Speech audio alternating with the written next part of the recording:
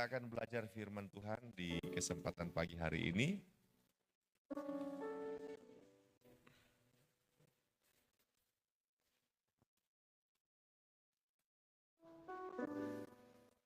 Ini tema yang mungkin 2 kali saya menyampaikan firman. Saya tidak melanjutkan waktu itu.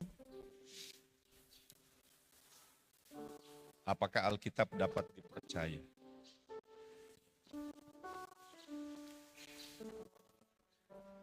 Penyesatan yang terjadi di akhir zaman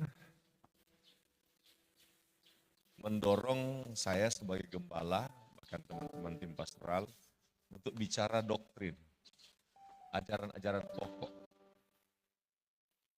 Kita juga membicarakan tentang bagaimana supaya orang bisa diberkati, bagaimana supaya orang bisa sukses, bagaimana supaya jawaban doa terjadi dalam hidup kita. Iya, itu hal yang benar, sebab Alkitab juga menyampaikan hal-hal seperti itu. Bagaimana pengambilan keputusan dan sebagainya. Tapi pemberitaan firman Tuhan juga harus menyampaikan tentang hal-hal yang sifatnya doktrin, pengajaran. Doktrin pokok istilahnya. Sebab jangan sampai jemaat tidak tahu doktrin pokok. Kita jadi Kristen karena kita mempercayai doktrin pokok ini. Jadi ada doktrin pokok, ada ajaran pokok, ajaran utama. Nah, waktu lalu saya bicara tentang Yesus sebagai Tuhan dan Juru Selamat. Mengapa kita harus percaya Yesus Tuhan dan Juru Selamat? Sudah disampaikan alasan-alasannya. Nah, saat ini saya ingin mengajak Bapak Ibu Saudara sekalian untuk membicarakan tentang Alkitab. Apakah Alkitab dapat dipercaya atau tidak? Kita baca Alkitab dulu ya. Next. Mari kita berdiri, kita hormati pembacaan firman. Yohanes pasal 17 ayat 17. Kita baca bersama ayat ini, satu ayat saja, dalam nama Tuhan Yesus Kristus. 2, 3. Kuduskanlah mereka dalam kebenaran, firman-Mu adalah kebenaran. Puji Tuhan, disilahkan duduk. Kuduskanlah mereka dalam kebenaran, firman-Mu adalah kebenaran. 2 Timotius 3 ayat 16 berkata, segala tulisan yang diilhamkan Allah bermanfaat untuk mengajar, menyatakan kesalahan, memperbaiki kelakuan, dan mendidik orang dalam kebenaran. Nah, firman pada mulanya adalah firman, firman itu bersama-sama dengan Allah, firman itu juga adalah Allah. Jadi Tuhan Yesus itu dalam kekekalan disebut dengan istilah firman. Dan kemudian dia menyatakan diri dalam rupa manusia yang dinamakan Tuhan Yesus Kristus. Namun demikian perkataannya, firman-Nya itu tertulis dalam Alkitab. Tertulis dalam Alkitab. Nah, Yohanes pasal 17 ayat 17 tadi kita sudah baca, Yohanes 17 ayat 17. Kuduskanlah mereka dalam kebenaran, firman-Mu adalah kebenaran. Jadi Alkitab ini adalah kebenaran.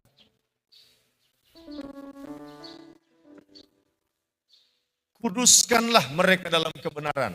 Firman-Mu adalah kebenaran. Berarti orang Kristen itu akan menjadi kudus kalau dia hidup dalam firman. Kudus itu apa? Kudus itu saudara-saudara dalam bahasa asli Alkitab itu punya pengertian terpisah. Terpisah. Itu makna pertama. Makna yang kedua, kudus itu artinya cemerlang, bercahaya. Kita menjadi orang kudus terpisah dari dunia karena kita hidup dalam kebenaran. Kita tidak bisa menjadi orang kudus kalau kita hidup dalam hikmat kita. Dalam pengetahuan kita, apa yang kita anggap benar. Oh, kita anggap benar itu, ini. Kita lakukan hal yang kita anggap benar. Itu bukan kudus. Kita akan jadi orang yang terpisah dari dunia apabila kita mau hidup dalam kebenaran. Dalam firman. Melakukan Alkitab. Kita akan menjadi anak-anak Tuhan yang berkualitas. Yang bercahaya, yang terang.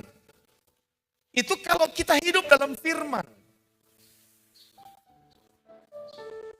Itu makna Yohanes 17 ayat 17. Kuduskanlah mereka dalam kebenaran, firman-Mu adalah kebenaran.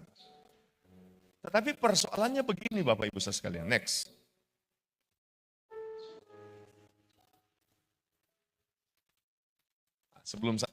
Sebelum saya jawab pertanyaan tadi. Jadi Alkitab ini menjadi dasar iman orang percaya. Jadi orang percaya itu terpisah dari dunia, orang percaya itu atau iman, orang percaya itu menjadi orang percaya yang berkualitas atau tidak dalam pandangan Allah dan manusia itu bergantung pada firman. Alkitab ini adalah dasar iman kita. Kalau Alkitab tidak dapat dipercaya, bahaya. Mengapa? Sebab pengharapan orang Kristen itu ada di Alkitab. Pengharapan kita ada di Alkitab. Adakah yang sudah pernah pergi ke sorga? Boleh angkat tangan.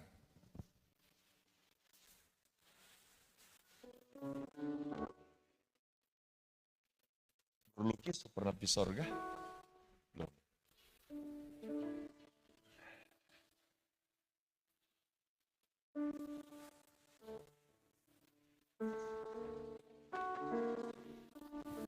Saya kasih pertanyaan ini. Ada yang so pernah pergi sorga, angkat tangan. Yang di tempat ini. So pernah pergi sorga. Bukan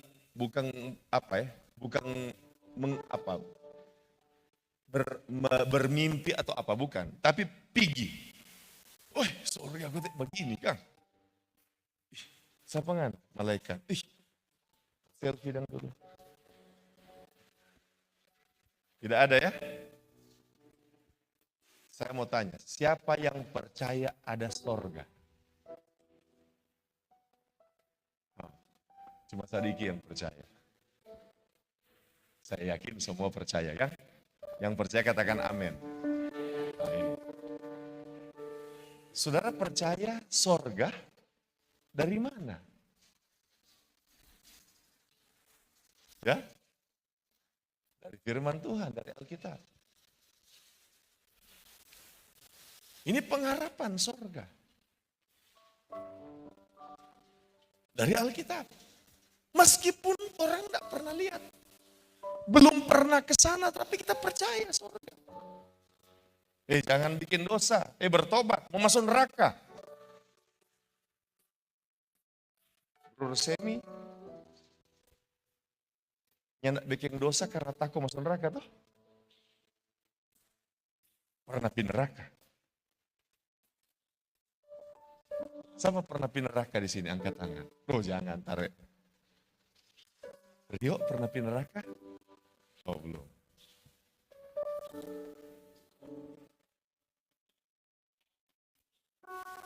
Kita tidak mau melakukan dosa. Oh, masuk neraka. Dari mana kita yakin bahwa ada neraka? Pengharapan kita akan sorga. Dan neraka ini dari mana? Dari Alkitab. Dalam masalah pergumulan, kita berdoa kepada Tuhan. Siapa yang berdoa kalau ada masalah? Bilang amin. Oh banyak ya. Bagaimana saudara yakin kalau saudara ada masalah, cuma bapak cerita, oh Tuhan tolong, kemudian saudara akan dapat pertolongan. Dari mana? Dari Alkitab.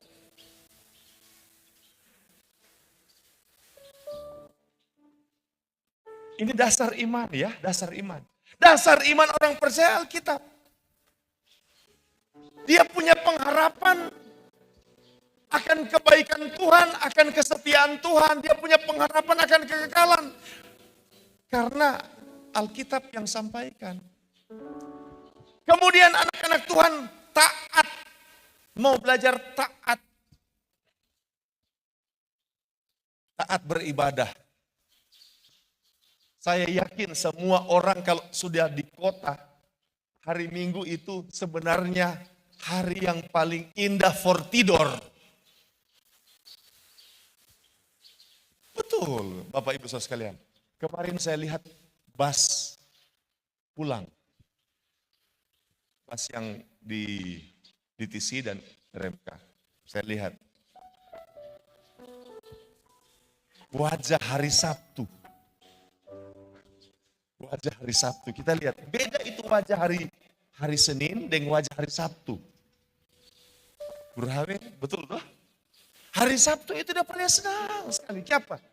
Besoknya nak mau bangun pagi formu kerja. Oh hari Minggu. Karena itu tanggal merah.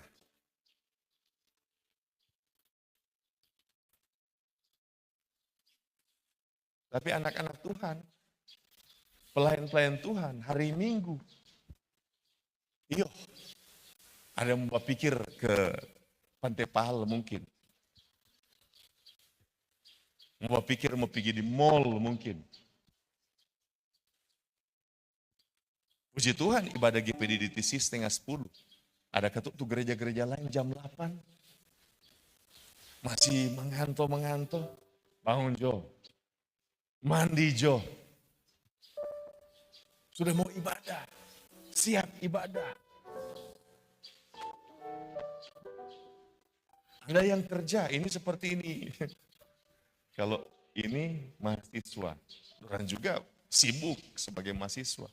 Ini 2 bapak 1 hampir.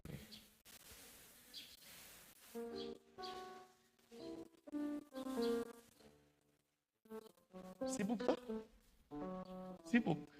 Sibuk sekali.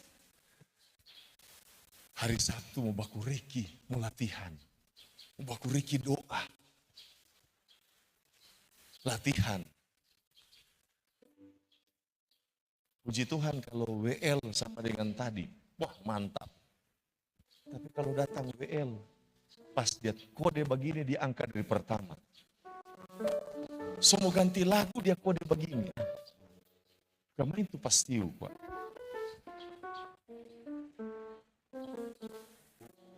Tetapi taat mau melayani. Bukan cuma jemaat.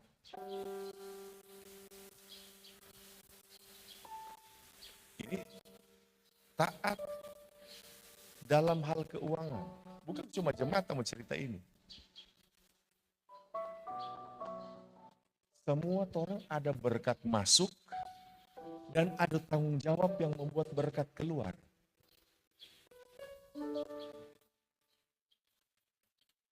Kalau orang sebagai gembala, ada berkat dari jemaat.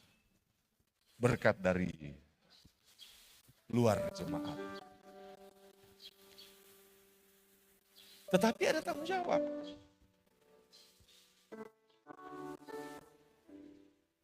Brur HWWA, Pak Andre Senduk. Andre Senduk itu yang mahasiswa, staf di RMK, yang tugas monitor pembangunan di RMK. Kita pakai istilah Bas Joni 5,5 hari kerja.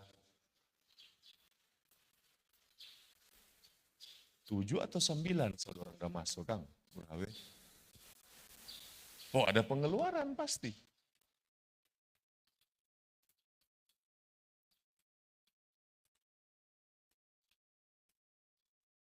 WA masuk dari bendahara majelis wilayah. Penyetoran perpuluhan hari Selasa.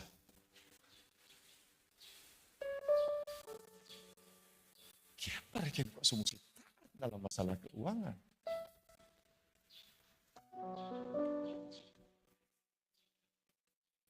Kalau cuma taat karena orang, satu waktu mau selesai.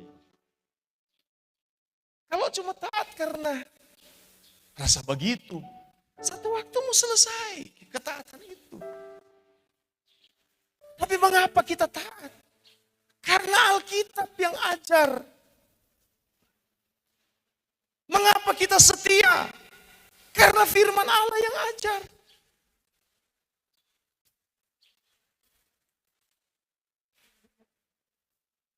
Kalau taat karena gembala, maka yang akan berkati ketaatannya adalah gembala.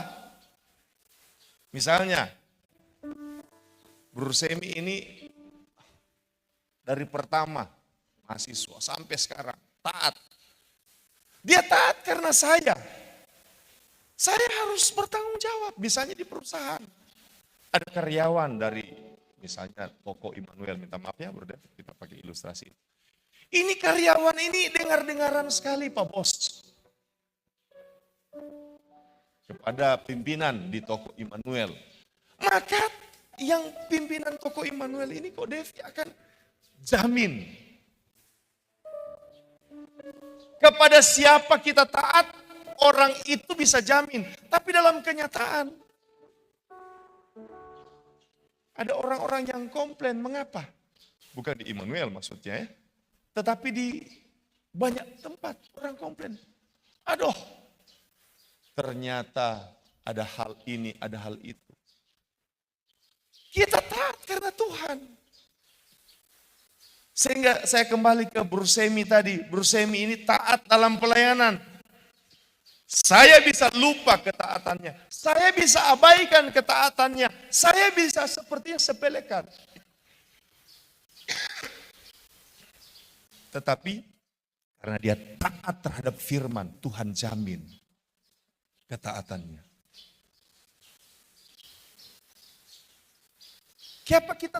Mengapa kita bisa setia? Setia itu artinya tekun. Ini tema kita, tetap setia. Taat itu ya bisa 1 kali, 2 kali. Tapi setia itu tekun.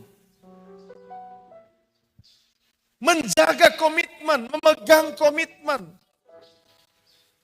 Dasarnya adalah Alkitab. Alkitab ini adalah dasar iman orang percaya sehingga orang percaya bisa berpengharapan. Orang percaya tetap taat. Orang percaya tetap setia. Itu karena Alkitab, karena firman Allah.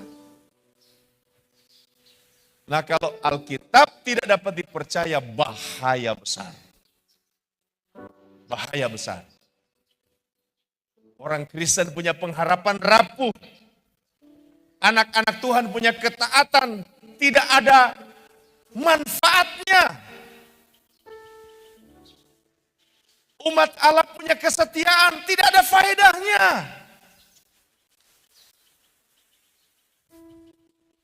Next. Nah sekarang banyak orang meragukan Alkitab. Banyak orang yang menyonyere kebenaran Alkitab. Oh, banyak salahnya. Oh, enggak relevan lagi. Itu Alkitab itu kok prinsip-prinsip yang ditulis Musa 1500 sebelum Masehi, sebelum Kristus. Sekarang 2024 berarti kurang lebih 3524 tahun lalu. Masa relevan dengan orang di zaman sekarang ini? Wah, sedangkan buku waktu susun disertasi pembimbing atau promotor bilang begini, buku usahakan kecuali buku yang memang ada di tes standar harus 5 tahun terakhir. Kalau buku dulu sudah ketinggalan zaman itu, sudah tidak up to date.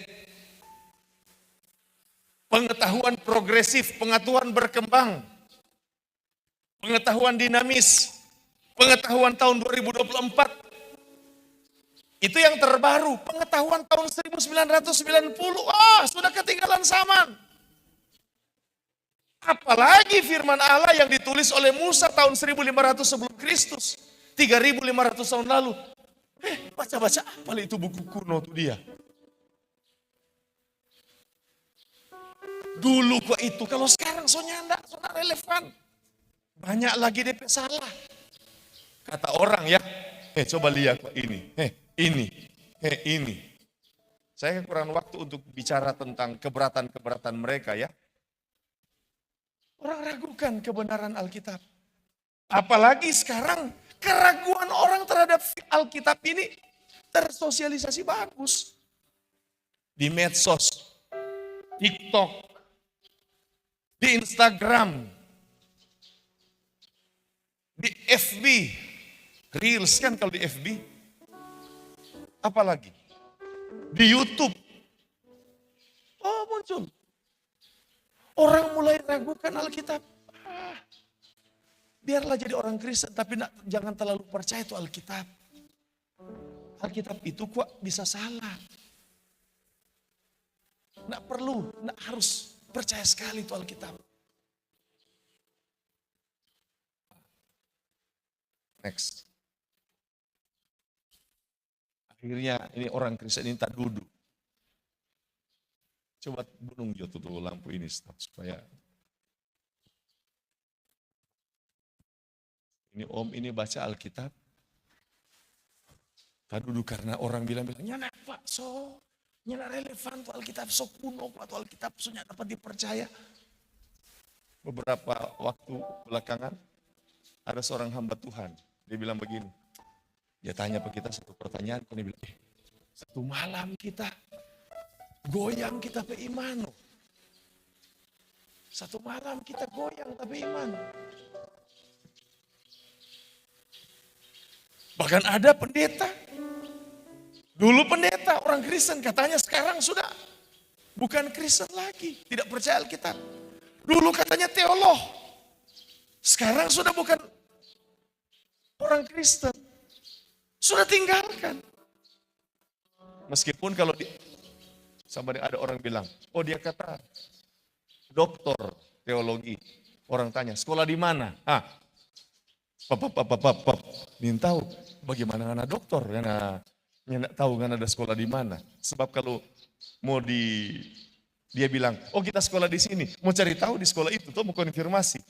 Dia takut jangan kaget cuma badusta, memang badusta. Apakah Alkitab dapat dipercaya? Saya akan hubungkan dengan kehidupan kita sebentar ya Bapak Ibu saudara sekalian. Ini Bapak ini tak duduk kasihan. Karena orang serang DP keyakinan terhadap Alkitab. Next. Saya mau sampaikan. Ada beberapa alasan sebenarnya. Hari ini saya mau bicarakan satu saja alasan. Kita baca ayat ini. 2, 3. Yang terutama harus kamu ketahui ialah bahwa nubuat-nubuat dalam kitab suci tidak boleh ditafsirkan menurut kehendak sendiri, sebab tidak pernah nubuat dihasilkan oleh kehendak manusia, tetapi oleh dorongan Roh Kudus orang-orang berbicara atas nama Allah. Ini yang pertama. Ini yang menjadi alasan. Mengapa kita harus percaya Alkitab? Saya mau pakai pendekatan apa ya? Anggaplah pendekatan sekuler. Mengapa kita harus percaya Alkitab? Sebab di dalam Alkitab kita ada yang namanya nubuat. Nubuat itu apa? Nubuat itu sebenarnya penyataan rahasia Allah. Nah, rahasia Allah itu bisa apa yang terjadi di masa lalu, apa yang sedang dan akan terjadi dalam waktu dekat, dan apa yang akan terjadi di masa depan. Jadi sebenarnya nubuat itu bisa 3 pemahaman seperti itu. Ada orang bilang, masa depan nubuat. Nubuat juga bisa penerangan tentang apa yang terjadi di masa lampau. Apa yang sedang dan akan terjadi dalam waktu dekat.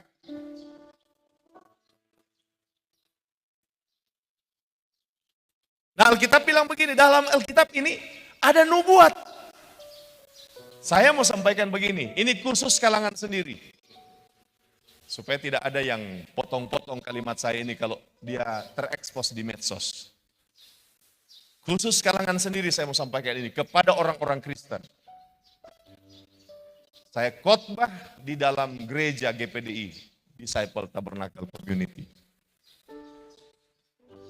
Salah satu keistimewaan, kekhususan, ciri khas Alkitab orang Kristen adalah Alkitab orang Kristen ini penuh dengan nubuat. Alkitab orang Kristen bukan hanya menulis tentang hal-hal moral. Misalnya tidak boleh mencuri ya, tidak boleh membunuh, tidak boleh berzina. Alkitab orang Kristen bukan hanya tulis tentang hal-hal moral, tetapi Alkitab orang Kristen menulis tentang nubuat. Katakan samping kiri kanan, nubuat. Yang satu bilang, bukan lu buat. Nubuat, ya. Alkitab itu tulis nubuat. Dalam Alkitab itu ditulis nubuat. Apa itu nubuat? Itu yang saya katakan. Salah satu aspek nubuat adalah penyataan kebenaran tentang apa yang akan terjadi di masa depan. Penyataan kebenaran tentang apa yang akan terjadi. Itu tuh nubuat. Jadi salah satu aspek nubuat adalah dia bilang bahwa akan terjadi itu apa yang dia bilang itu di masa depan. Dan kemudian nubuat itu terjadi. Alkitab bilang bahwa nubuat ini dihasilkan bukan oleh kehendak manusia, tetapi oleh dorongan Roh Kudus orang-orang berbicara atas nama Allah. Artinya nubuat-nubuat dalam Alkitab yang ditulis oleh Petrus, bukan Petrus itu Tuhan. Yang ditulis oleh Paulus, bukan Paulus itu Tuhan. Yang ditulis oleh Musa, bukan Musa itu Tuhan. Tetapi lewat Musa. Yang ditulis oleh Daud, bukan Daud itu tetapi Tuhan yang ditulis oleh Daud. Saudara bisa mengerti ini? Amin. Jadi Alkitab kita itu ada nubuat. Apa yang disampaikan sekarang tentang hal yang akan terjadi nanti. Ada 3 nubuat yang saya siapkan untuk tema ini. Tetapi pagi hari ini saya hanya mau bicara satu saja. Next.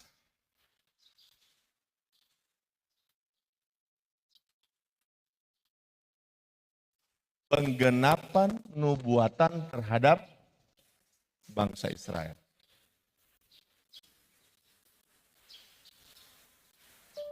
Ini salah satu nubuat yang ditulis dalam Alkitab ini.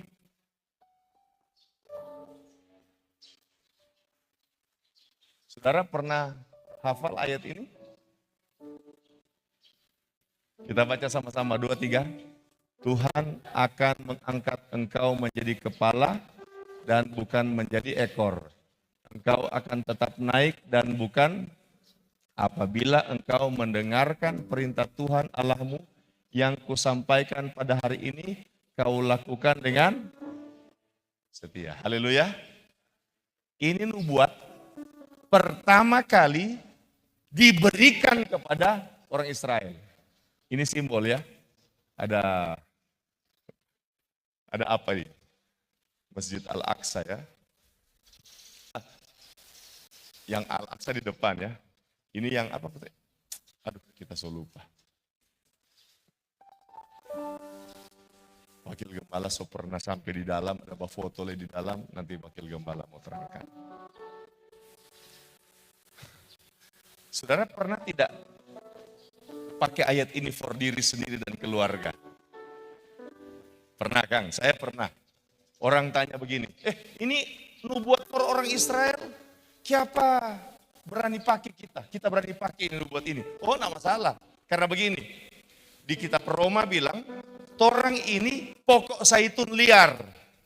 Kemudian dicangkokkan pada pokok zaitun asli. Karena torang percaya pada Tuhan Yesus. Jadi orang yang percaya pada Tuhan Yesus, terima Yesus sebagai Tuhan Juru Selamat, maka dia dicangkokkan. Ketika cangkok, jadi satu pokok. Jadi satu pohon istilahnya. Sehingga nubuatan ini yang sebenarnya for pohon Israel, tetapi orang bisa gunakan for torang. Kalau orang percaya. Amin, saudara. Tapi sekali lagi, nubuatan ini pertama kali ditujukan kepada siapa? Bangsa Israel. Tuhan akan mengangkat engkau menjadi kepala, bukan ekor. Naik, bukan turun. Next.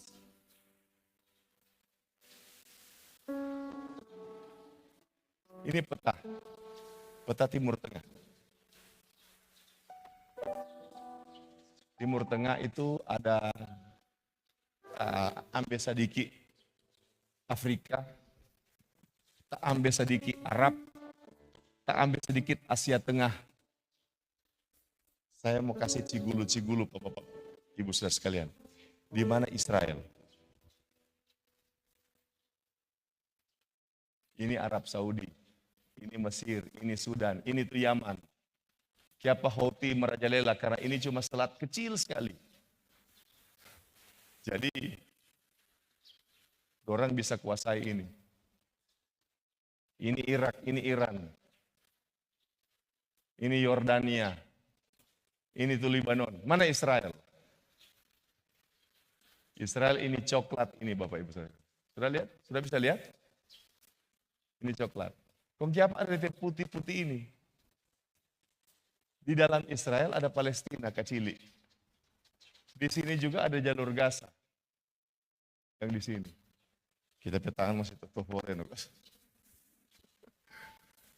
Ini kecil ini. Coba saudara bandingkan dengan Mesir. Kecil sekali. Sedangkan dengan Yordania, negara kecil, kecil dia. DP kok luas wilayah cuma 22.000. Masih Maluku lebih besar. Kecil dia. 22.072 kilometer. Bujur Sangkar, DP luas wilayah. Kecil sekali kata. Arab, jauh. Penduduk 9,3 juta jiwa. Odometer tahun 2024.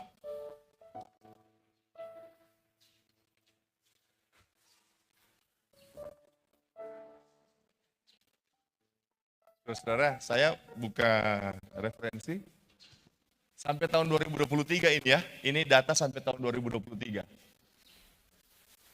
Dari 965 orang yang dapat hadiah Nobel, 965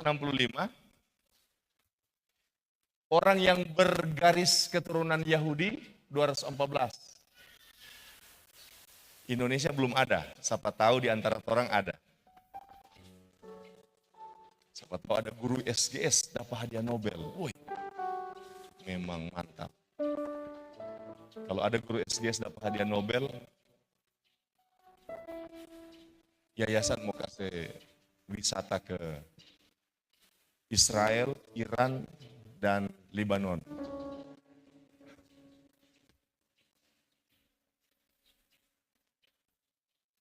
%22.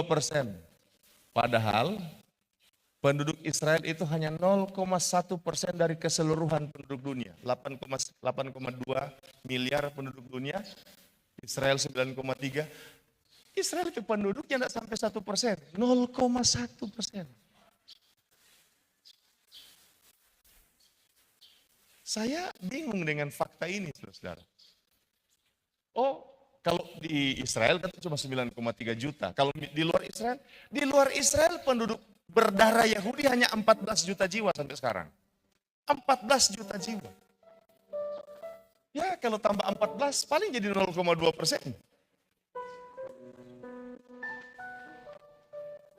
Mungkin jemaat tanya apa itu hadiah Nobel? Hadiah Nobel itu penghargaan Pak orang yang memberikan sumbangsi dalam level global ya. Ini kan musim-musim Olimpiade tuh. Indonesia dari bulu tangkis dapat satu, dari sepak bola dapat satu, dari ini harapan, bukan kenyataan. Tapi kenyataan dari angkat besi atas nama Rio.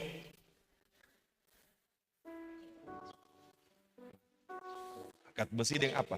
Oh, panjat tebing. 15 meter, berarti lebih tinggi dari ini 9 meter. Tambah 6 meter lagi. Cuma 4 detik lebih sedikit. Wah, 4,75 detik. Wah, memang laba-laba dia. Kalau dia jadi pepancuri sudah bahaya sekali. Nah, itu Olimpiade. Tetapi Olimpiade masih kalah bergengsi kita pikir dengan Nobel. Nobel ini adalah penghargaan di tingkat global, di tingkat dunia untuk orang-orang yang berjasa di dunia pendidikan, di kemanusiaan, di perdamaian dunia, di bagian kimia, fisika dan sebagainya.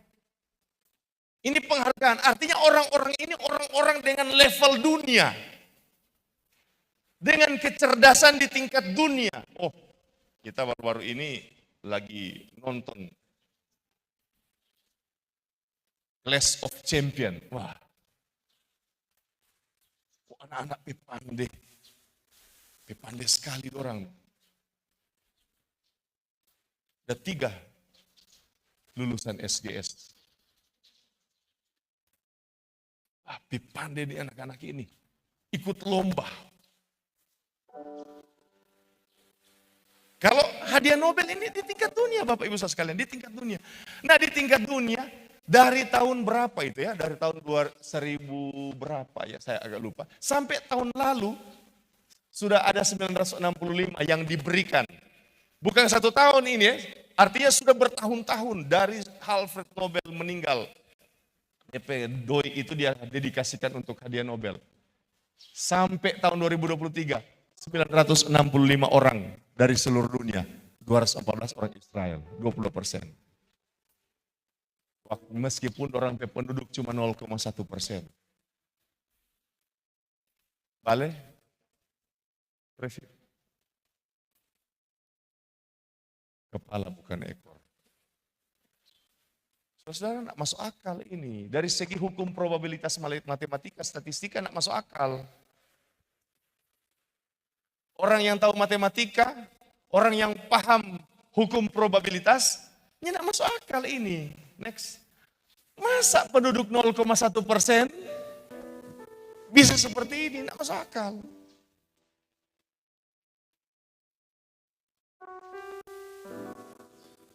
Tanpa menyebut nama, seorang akademisi dari Pakistan bilang, mengapa orang Israel demikian hebat? Orang daerah ini saudara, hari-hari perang. Bahkan sekarang kan perang, rudal.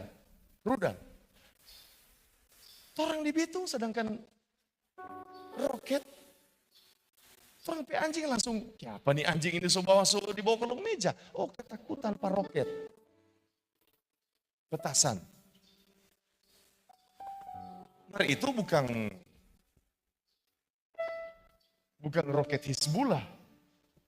Orang ini hari-hari. Karena itu ada Iron Dome. Saya gunakan istilah itu karena kita yakin semua jemaat pasti membaca berita itu. Iron Dome. Kita kira itu Iron Dome itu kok kubah besi. Kita kira kok sama dengan apa begitu. Sama dengan begini dan saudara-saudara. Ternyata itu kalau orang tembak rudal, Israel balas dengan rudal. Balas dengan roket, pica di udara. Meskipun kata ada jaga masuk. Ilmuwan Pakistan bilang begini, ini negara ini aneh sekali. Hari-hari perang, kiapa orang pendapatan per kapita $43.588. Siapa dorang pendapatan per kapita itu 6 miliar per tahun.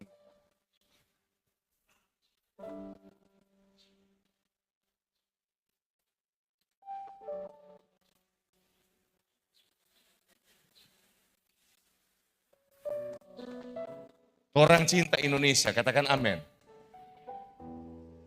Tidak ada maksud politik kita bicara ini. Saya setuju dengan semua kebijakan negara kita. Tapi ini fakta. Ini bisa ditemukan internet. Orang pendapatan per kapita $6. Coba kali 43.000 kali 588 rupiah. Kali 15.000. Berapa? Sekitar 6-7 M setahu mungkin ya.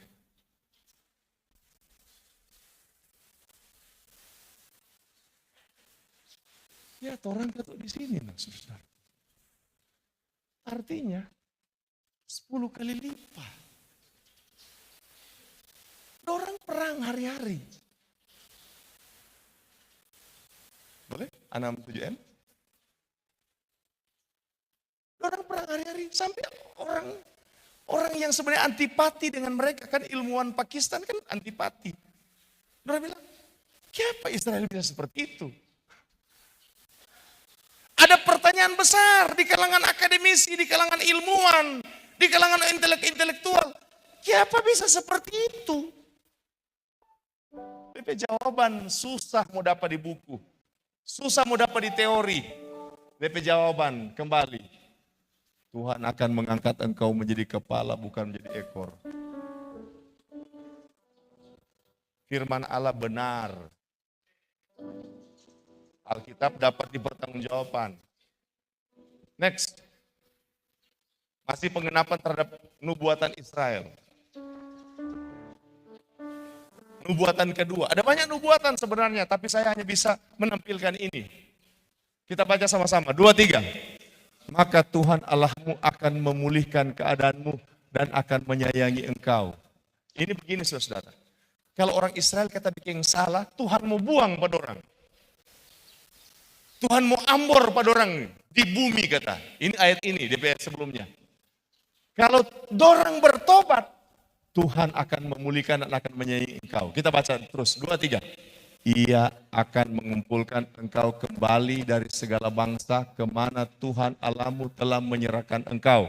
Sekalipun orang-orang yang terhalau daripadamu ada di ujung langit, dari sana pun Tuhan Allahmu akan mengumpulkan engkau kembali, dan dari sana pun ia akan mengambil engkau. Tuhan Allahmu akan membawa engkau masuk ke negeri yang sudah dimiliki nenek moyangmu, dan engkau pun akan memilikinya pula. Ia akan berbuat baik kepadamu dan membuat engkau banyak melebihi nenek moyangmu. Next. Hanya terbatas ya yang saya bisa sampaikan pagi hari ini. Israel punya pembuangan pernah 2 kali. Pertama, pembuangan Babel. Waktu itu zaman kerajaan. Ini Israel, ini yang ada merah ini. Minta maaf gambarnya agak kabur. Ini Israel di sini. Karena mereka tidak setia pada Tuhan. Mereka tidak taat pada firman Allah. Tuhan so bilang, dari zaman Musa. Zaman Musa itu kapan Bapak Ibu Saudara sekalian? Zaman Musa itu tahun 1500 sebelum Masehi. Artinya sekitar berapa ya? 900 tahun sebelum pembuangan. Tuhan so bilang, oh ini kalau kabal, enggak dengar-dengaran, enggak taat, enggak setia, kalian akan dibuang. Orang Israel pandang enteng, orang Israel pikir itu firman Allah itu kok ya boleh juga pandang enteng akang. Enggak taat, biasa aja, biasa aja. Ada DP satu waktu. Ada DP waktu. Alkitab bilang Tuhan punya masa kesabaran. Jadi kalau kita bikin hal-hal yang Tuhan tidak kehendaki, baking ini malam bukan berarti besok pagi langsung dapat. Tatoki, itu kok karena tadi malam. Tuhan itu sabar, tapi ada DP batas. Katakan sambil kiri kanan, Tuhan itu sabar, maka ada batas.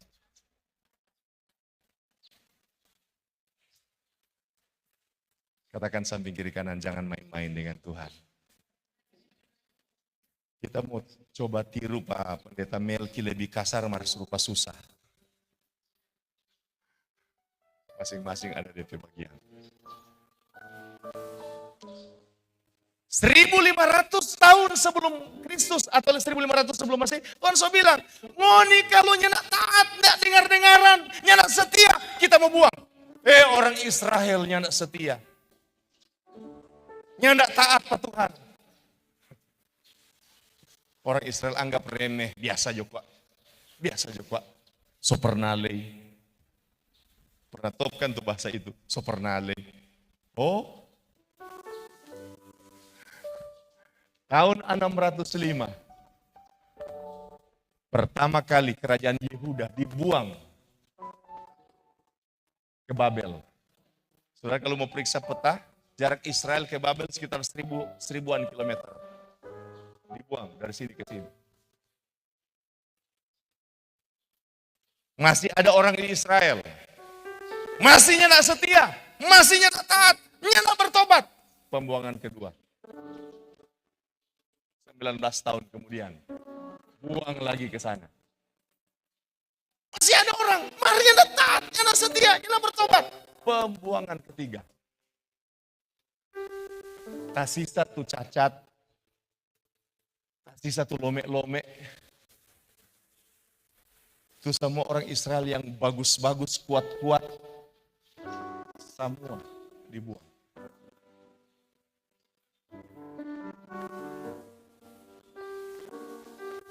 Balik ayat. Tapi Tuhan bilang begini, kamu ini bertobat, dia mau pulihkan, dia mau kumpul. Next. Jangan dulu itu. Nah ini. Tuhan itu kalau berfirman, itu lagu yang banyak kali nyanyikan, biar bumi akan berlalu, tetapi Tuhan Yesusku tak pernah ingkar janji. Semua yang difirmankannya pasti akan digenapi. Wah. Daniel berdoa di Babel. Dia buka Alkitab dan dia bilang, Tuhan, Engkau janji 70 tahun. Kalau kami bertobat, Engkau akan kembalikan kami. Orang Israel berdoa. Di pembuangan mereka berdoa, angkat tangan. Mereka menangis, mereka berseru, Tuhan. Apa yang terjadi? Tuhan genapkan. Pemulihan pertama di bawah pimpinan Zerubabel tahun 538. Pemulihan kedua di bawah pimpinan Esra tahun 457. Pemulihan ketiga di bawah pimpinan Nehemia tahun 444. Tuhan bawa pulang. Tuhan bawa pulang. Iblis selalu jaga munculkan kesalahan-kesalahan kecil Alkitab. Mungkin karena alasan penerjemahan, mungkin karena alasan penyalinan. Dan kemudian iblis membesar-besarkan kesalahan itu. Dan kemudian orang Kristen kehilangan kepercayaan terhadap Alkitab. Minta maaf saya mau sampaikan. Secara akademis, itu adalah sebuah sebuah sikap yang tidak dapat dipertanggungjawabkan secara akademis. Jangan berpikir secara rohani dulu dah. Iblis bangkit-bangkitkan karena kesalahan penerjemahan, kesalahan penyalinan. Orang langsung tak percaya Alkitab. Oh, salah besar. Sementara di dunia semua salah. Cuma ada dapat tuh titik kecil, komtah umum. Betul, langsung dipercaya. Memang tidak fair sama sekali. Cuma karena kok tuh Yaki itu boleh makan pisang buka. Kaki dari orang dia. Sudah pernah lihat Yaki makan pisang? Coba lihat kok dia sama dengan orang mau makan pisang. Kaget kok dia dari orang. Tapi pertanyaan, no siapa dan orang dari Yaki? Yang dari Yaki di sini tidak mungkin. Semua orang dari orang. Haleluya. Ini dapat dipertanggungjawabkan. Next, terakhir. Ini pembuangan kedua. Setelah balik di Israel, orang Yahudi ini memang Kabal. Alkitab bilang bangsa tegar tengkuk. Kabal kumabal. Bebal.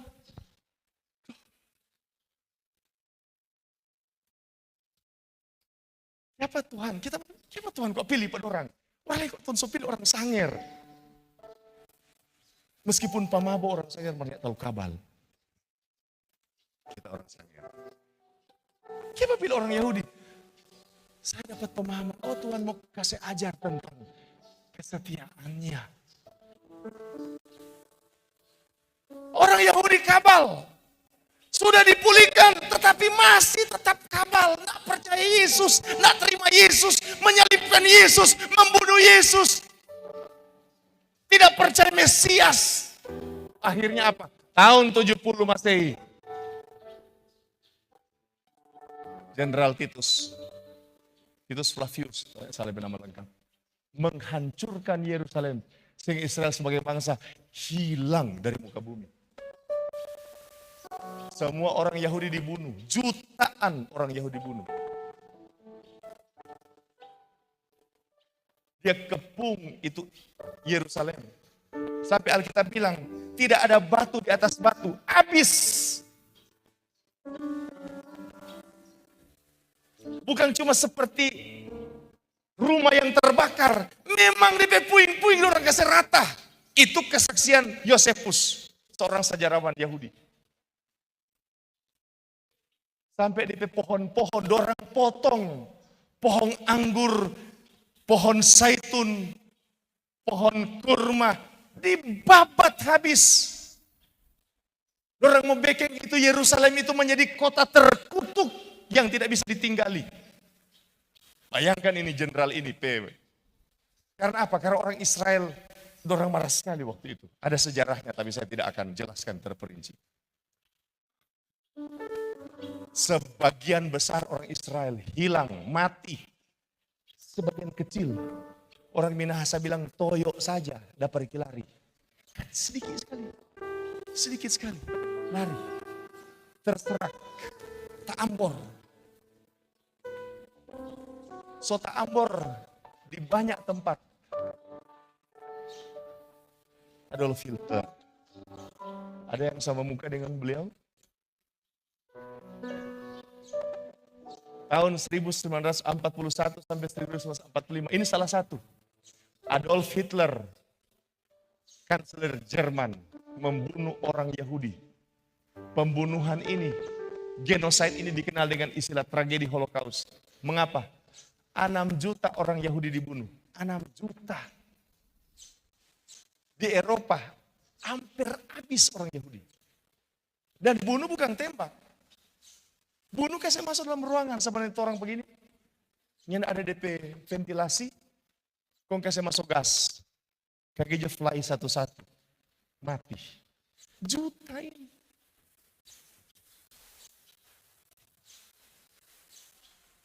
Tapi Tuhan balik ulang di tadi. Tuhan bilang, kalau mau bertobat, kita kumpul mau nih. Biar dari ujung langit. Biar dari kita kumpul. Dan apa yang terjadi? Next. 14 Mei 48. Berdiri negara Israel. Ini adalah salah satu fakta sejarah yang sulit untuk dipikirkan secara pertimbangan politik. Kenapa Amerika boleh kerahkan kapal induk sampai 3? Ada apa? 14 Mei tahun 48 berdiri Israel. Besok dia digempur oleh 6 negara Arab. Mari tetap ada sampai sekarang. Saya tidak akan membesar-besarkan Israel. Tetapi saya mau sampaikan fakta Alkitab. Balik ulang. Kalau mau bertobat, biarlah di ujung langit. Saya mau pakai istilah ini untuk orang kehidupan. Biarlah ngoni so bangkrut, kalau ngoni bertobat, kita mau angkat. Biar ngoni so ancor, kalau mau bertobat, kita mau pulihkan.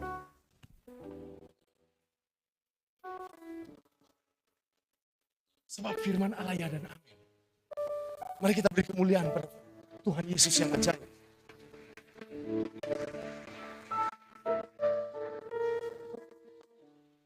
Apakah Alkitab dapat dipercaya? Iya. Amin. Amin. Nah, ini baru nubuatan pertama. Kalau ada jadwal khotbah lagi, saya akan sampaikan nubuatan kedua. Amin. Firman Allah sampai di sini. Saya akan